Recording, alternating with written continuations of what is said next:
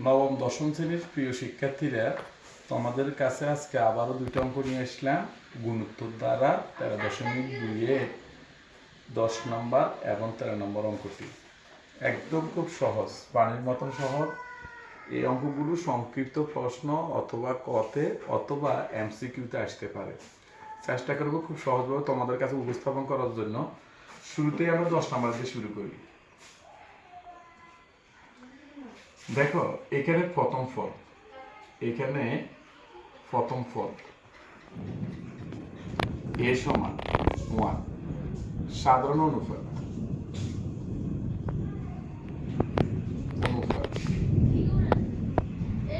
R equal to দ্বিতীয় পদ by এই দ্বিতীয় পদ -1, প্রথম পদ 1, বাঘগুলি কি আসে -1। প্রশ্ন করতে পারো, এটা আমরা কোন দ্বারা কিভাবে বুঝবো? এটা কি সমোত্তর দ্বারা নাকি গুণোত্তর দ্বারা? দেখো, সমোত্তর দ্বারা গুণোত্তর দ্বারা কিভাবে বের করতে হয়? সমোত্তর দ্বারা বের করতে হলে দ্বিতীয় পদ মাইনাস প্রথম পদ কত হয়? -2।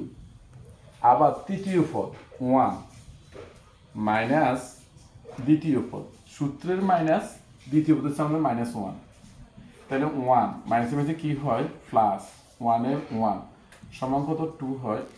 এখন বলা যায় এখানে আসছে -2, এখানে কি 2 +2, নিঃসন্দেহে দুইটা সমান নয়। সমান না হলে এরা সমোত্তর দ্বারা হইতেই পারে না, তাহলে অবশ্যই গুণোত্তর দ্বারা। দেখো, গুণোত্তর দ্বারা কেন বুঝবো? এ -1/1 সমান কত? -1। আবার 1 বাই এখানে দ্বিতীয় পদ -1 করলে কি হয়? -1। ভাগফল সবসময় একই হয়, অর্থাৎ কোনো দ্বারা কোনো পদ তার আগের পদের বিয়োগফল সবসময় একই হলে এটাকে বলা হবে সমোত্তর দ্বারা। আর কোনো দ্বারা কোনো পদ তার আগের পদের ভাগফল সবসময় একই হলে এটাকে বলা হবে গুণোত্তর দ্বারা। এখন সমোত্তর দ্বারা গুণোত্তর দ্বারা কেন নির্ণয় করতে হবে আগে? কারণ তুমি তো সমোত্তর দ্বারা সূত্র ব্যবহার করবা না গুণোত্তর দ্বারা সূত্র ব্যবহার করবা, এটা তোমাকে আগে শিওর হতে হবে। তো যাই হোক, সাধারণ অনুপাতের সূত্র দ্বিতীয় পদ বাই প্রথম পদ, ভাগ করলে কত আসে? -1। পদ সংখ্যা আমাদের কত আছে? পদ সংখ্যা আমরা তো সবসময় n ধরি, 2n + 1। এখানে কিন্তু আমরা n ধরতে পারবো না।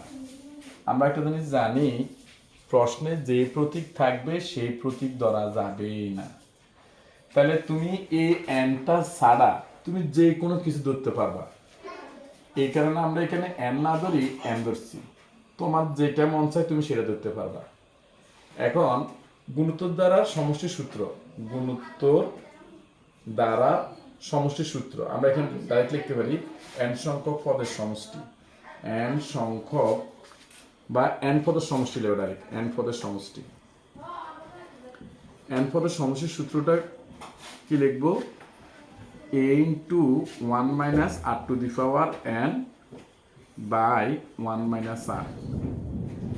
এখন প্রশ্ন হলো, কেন আমি এই সূত্রটা লিখব? দুইটা সূত্র আছে আমাদের। একটা সূত্র হচ্ছে a into r to the power n minus 1 by r minus 1।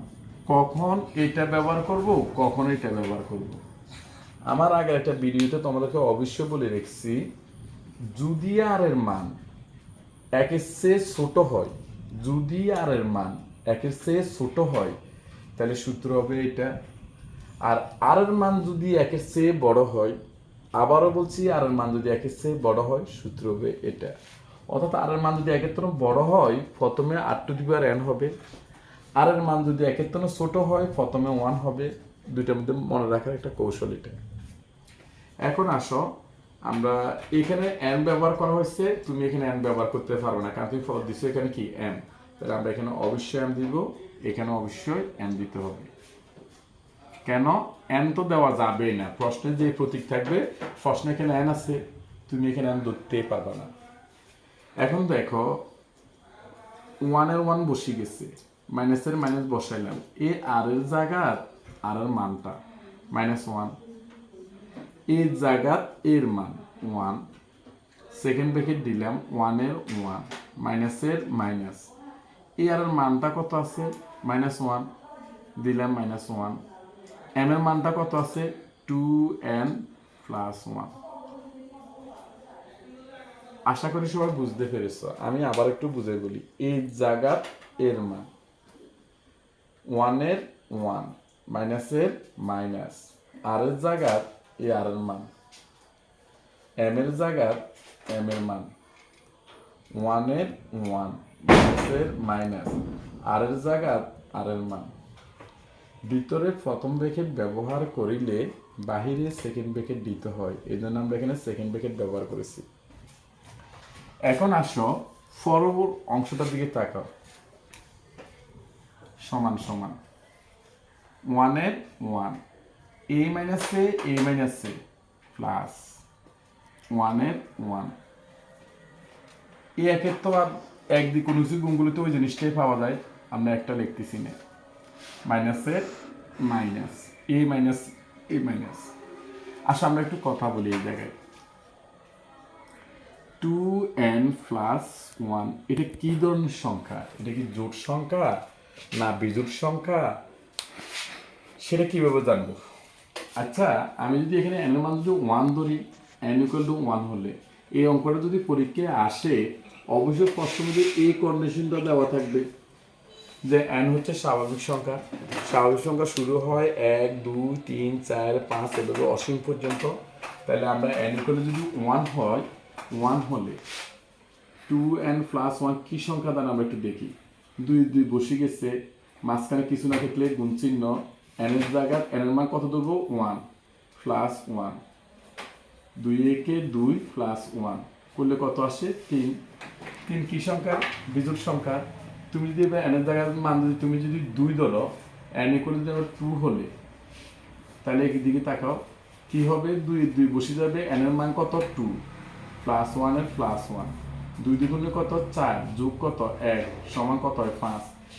যা ধরবে n এর মান তুমি 2 ধরো 3 ধরো 5 ধরো 10 ধরো, সবসময় বিজোড় সংখ্যাটা আসবে।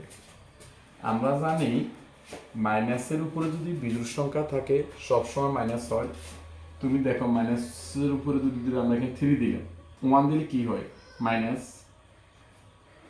আর যদি তুমি যদি মাইনাসের উপরে যদি 3 দাও তাহলে কি হয় minus into minus into minus, তিনটা মাইনাস, মাইনাসে মাইনাসে প্লাস, প্লাসে মাইনাসে মাইনাস। সহজ কথা হচ্ছে মাইনাসের উপরে বিয়োগ মানে বিজোড় সংখ্যা থাকলে মাইনাস হবে, জোড় সংখ্যা থাকলে প্লাস হবে। আবারও বলছি মাইনাসের উপরে জোড় সংখ্যা থাকলে প্লাস, বিজোড় সংখ্যা থাকলে মাইনাস। তাহলে দেখো এই সংখ্যাটা আমরা কি পাইলাম, এই সংখ্যাটা পাইলাম আমরা বিজোড় সংখ্যা। তাহলে আমরা এখানে কি লিখবো, মাইনাসের -1 বসে গেছে। এখন ফার্স্টে তুমি একটা নোট লিখতে পারো যদি মন চায়। নোটটা কি লিখবা, 2n + 1 একটি বিজোড় সংখ্যা, একটি বিজোড় সংখ্যা, বিজোড় সংখ্যা সংখ্যা, এই নোটটা লিখতে পারো। এই লাইনটা নিয়ে আমি আরেকটু ব্যাখ্যা করি। এই কথার অর্থটা কি, মাইনাসের উপরও 2n + 1 আছে, একের উপরও 2n + 1 আছে, এইটা বানিয়ে তো এটা। এখন টাকা চাই এটা কি সংখ্যা, বিজোড় সংখ্যা। তাহলে বিজোড় সংখ্যা এটা কি হবে মাইনাস, আর একের উপরে কোনো কিছু থাকলে তার মান সবসময় কি হবে 1। একের উপর যদি এই পৃথিবীও থাকে এটার মান 1, তাহলে এটা তো ক্ষুদ্র মাত্র পৃথিবীর তুলনায়, যা থাকুক একের উপরে তার মান সবসময় কি হবে 1 হবে। এখন দেখো -1টা এখানে বসে দিচ্ছি, একে আর একে যোগ করলে 2, 1 এর 1, মাইনাসে মাইনাসে প্লাস, একের 1, এক একে যোগ করলে 2, নিচে আছে 2, 2 2 কাটাকাটি করলে 1। আশা করি সবাই বুঝতে পেরেছো, এই হচ্ছে আমাদের অঙ্কের উত্তর। এখন 2 নম্বর অঙ্কটার দিকে আমরা তাকাই। 2 নম্বর 13 নম্বর অঙ্কটা একদম একই স্টাইলের, হুবাহুব একই, তুমি শুধু সূত্রগুলিও আমাদের প্রায় একই হবে।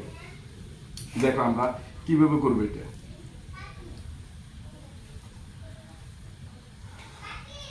দেখো এখানে কি আছে, প্রথম পদ 2, সাধারণ উপর দ্বিতীয় পদ -2, প্রথম পদ কত 2। এখন দেখো 2 দিয়ে 2 এর ভাগ গেলে কত আসে 1, দিলাম 1 মাইনাসের মাইনাস বসিয়ে গেছে পদ সংখ্যা 2n প্লাস 2 আছে এখন n পদের সমষ্টি সূত্র আমরা কি বসাবো n পদের n তো বলা যাবে না কারণ এখানে n আছে ফার্স্টে n থাকলে n ধরা যাবে না n পদের সমষ্টি সূত্রটা আমরা জানি কি a into 1 minus r to the power n by 1 minus r কেন এটা ব্যবহার করলাম কারণ হচ্ছে ওই r এর মান মাইনাস 1 এর চেয়ে ছোট হলে আমাদের এই সূত্রটা ব্যবহার করতে হবে আমরা এখন মানটা বসাবো দেখো তো মানটা কি হবে 1 এর 1 বসাইলাম মাইনাসের মাইনাস বসাইলাম r এর জায়গা r এর মান -1 এর জায়গা এর মান 2 সেকেন্ড ব্র্যাকেট দিলাম 1 এর 1 মাইনাসের মাইনাস এই আর এর মানটা কত আছে আমাদের -1 হোল টু দি পাওয়ার কি হবে n হবে না এখানে আমাদের m হবে m এর মানটা কত আমাদের m এর মান হচ্ছে আমাদের 2n প্লাস 2 সেকেন্ড ব্র্যাকেটের সেকেন্ড ব্র্যাকেট এখন দেখো সাই সমানের সমান 1 এর 1 মাইনাসে প্লাস 1 2 এর 2 বসে গেছে 1 এর 1 মাইনাসের মাইনাস এই অংশের দিকে একটু তাকাতো দেখি আসি প্রথমে আমরা কি লিখবো 2n প্লাস 2 কি সংখ্যা জোড় না বিজোড় সবাই একটু চিন্তা করবা এটা কি সংখ্যা জোড় সংখ্যা না বিজোড় সংখ্যা একটু দেখো যদি আমরা n এর মান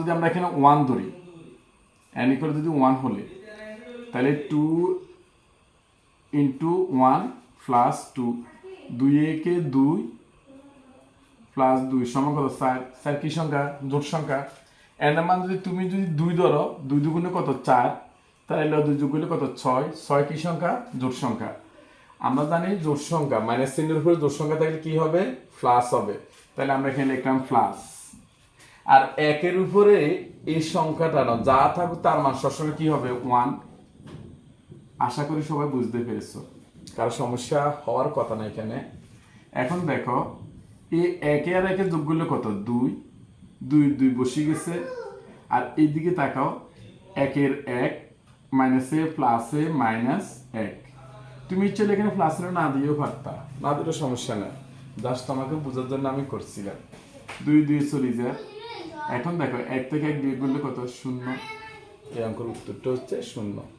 প্রিয় শিক্ষার্থীরা যদি পরীক্ষার সময় এখানে এই পদটা থাকে শুধু 2n বলে তাহলে উত্তরটা কি হবে তুমি কমেন্ট করে আমাকে অবশ্যই জানাবে সবাইকে ধন্যবাদ সবাই ভালো থাকিও এই ধরনের মজার অঙ্ক পাওয়ার জন্য অবশ্যই পেজটাকে ফলো দিবে এবং তোমার গুরুত্বপূর্ণ মন্তব্য অবশ্যই কমেন্টে জানাবে সবাই ভালো থাকিও ধন্যবাদ